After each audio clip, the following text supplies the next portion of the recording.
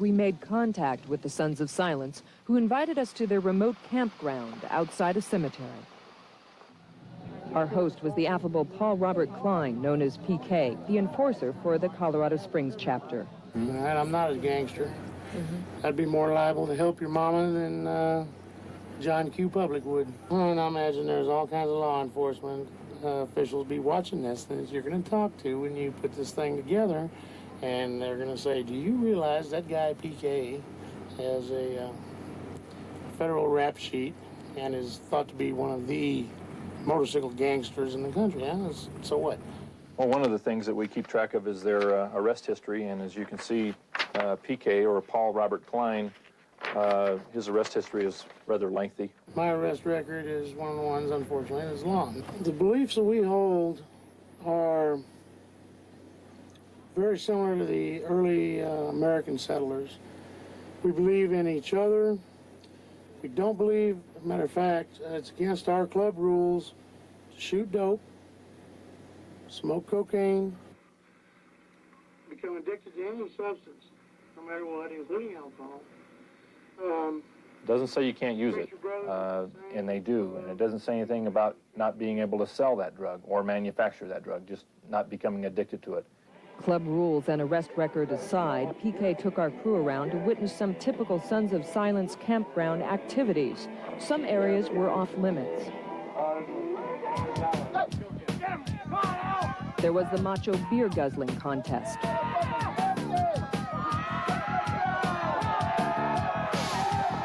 The hand-to-hand combat of arm wrestling.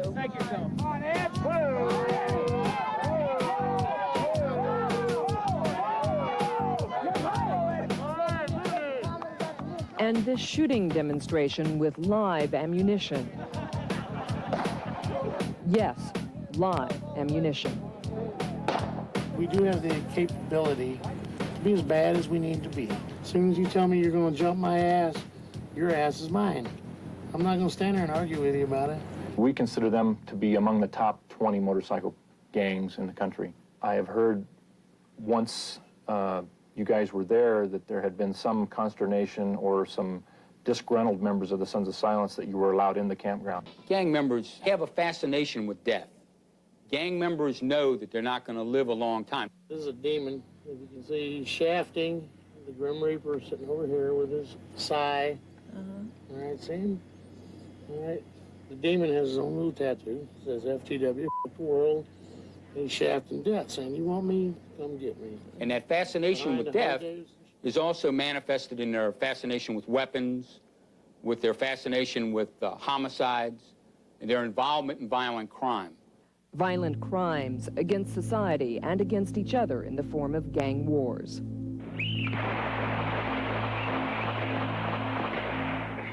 This confiscated police tape from 1982 shows members of the Sons of Silence having target practice on a rival outlaw gang member T-shirt. Nah, he's been dead. Yeah. We do kill each other. Why? Don't ask me. I don't approve of it. I've never seen sense in it. The police love it. Not only do they kill each other, but we get to arrest the ones that did it. We get rid of 4 of them instead of, you know, just 1 of them. Murder for hire is not unusual. This Hells Angel associate was arrested a month ago in California for his part in an alleged hit on a former biker. 2 months ago in Connecticut, 7 members of Helter Skelter were charged with killing a rival bike gang president. Biker funerals are social gatherings. Even in death, the brotherhood continues. Without any hesitation at all, I'd give my life for either of these guys in the blink of an eye. That's just the way it is. The Hells Angels are the undisputed top of the outlaw biker heap. There are numerous clubs fighting for their piece of the criminal pie, especially the Sons of Silence. They call themselves a social organization. A bunch of guys just like to get together and ride motorcycles. Like one big close-knit family to the max. We'll cover everybody's back. They are heavily involved in dealing methamphetamine or speed. They've been involved in dealing cocaine, marijuana, probably most any kind of drug that they can make money on. Aside from the drugs and the violence, perhaps the biggest part of biker life is the women. women we met when we were guests at the Sons of Silence campground. The most biker-anticipated event was a contest amongst the women, who are called old ladies. The crowd decides who has the best breasts.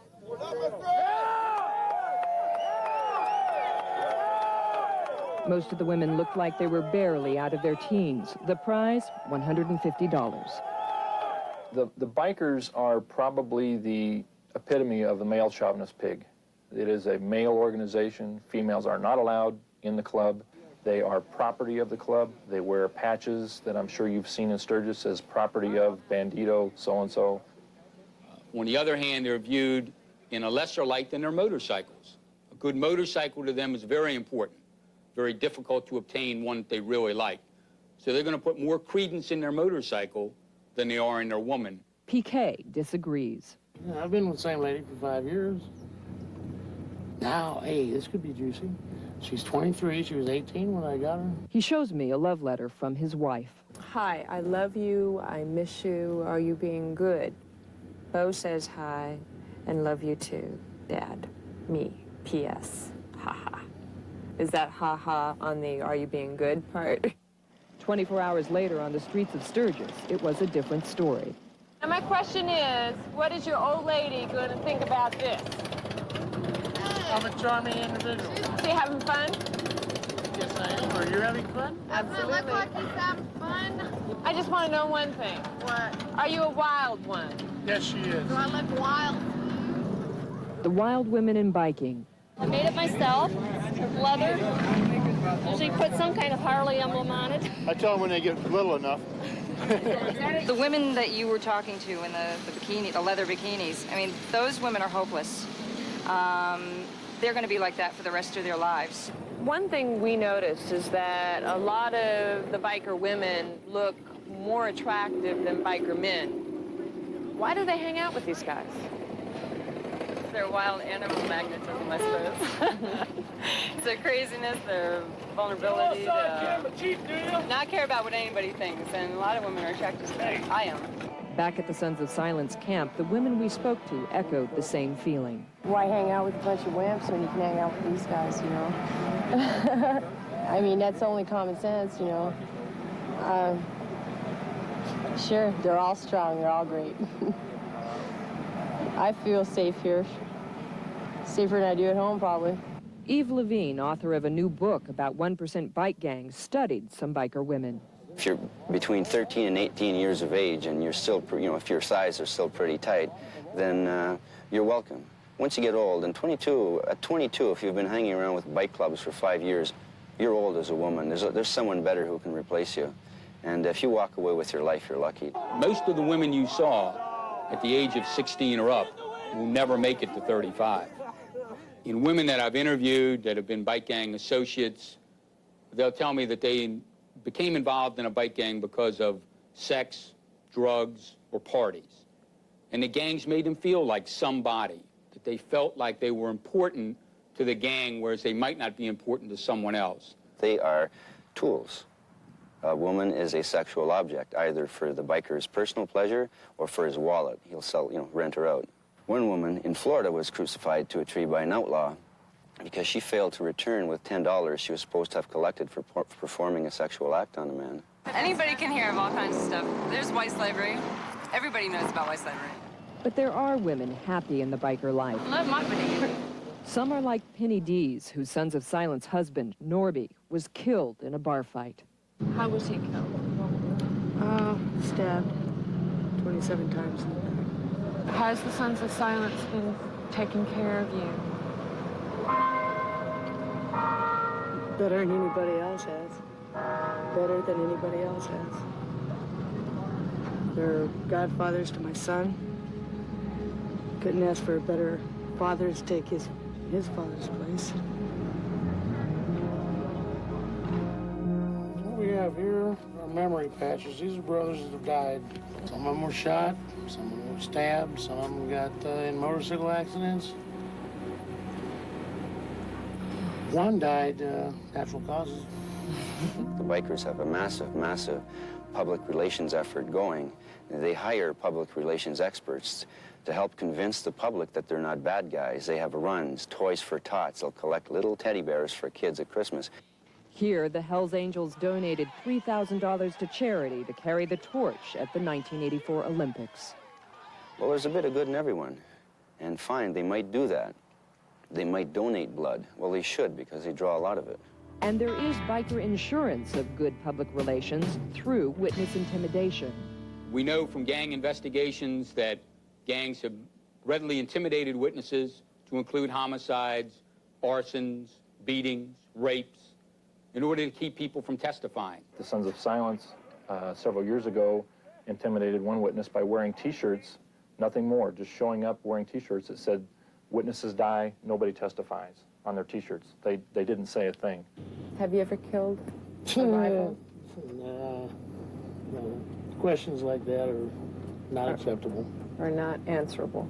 Not acceptable. I'm not saying I'm answering it, I'm just saying it's not acceptable. I've known PK for about 5 years. I don't know if he has an ITCOB. Did you see that patch on him? I took care of business. PK was wearing one. That's a patch that the Sons of Silence wear when they have done something for the club, whether it be beat up a rival gang member, kill another gang member, just do something for the club. They have an ITCOB patch. Paul Klein takes care of business. Taking care of business, a heartless job description for the outlaw 1%. It sounds so much nicer than drug trafficking, assault, and murder. This is not what our country needs. We ride American motorcycles. We believe in America 100%. We are patriots. Don't start with us, we won't start it with you. Leave us alone, we leave you alone. Mess with ours, it won't mess you up.